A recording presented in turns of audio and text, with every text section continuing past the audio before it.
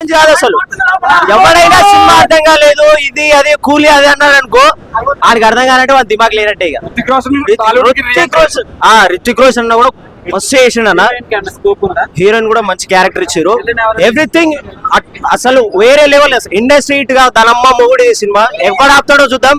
Caller ఎగరేద్దాం. Okay లేదు friends అన్న, friends last లో ట్విస్ట్లు ఉంటాయి అన్న, ట్విస్ట్లు ఉంటాయి, ట్విస్ట్లు ఉంటాయి, అన్ని ట్విస్ట్లు ఉంటాయి.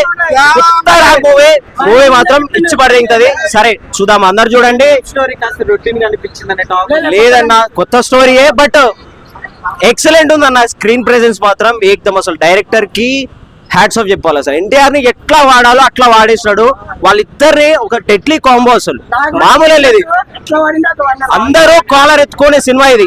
వన్ గా ఈ సైడ్ రెండు సైడ్లు కాలర్ ఎత్తుకునే సినిమా ఎన్టీఆర్ ఇప్పుడు అది పట్టుకోనా.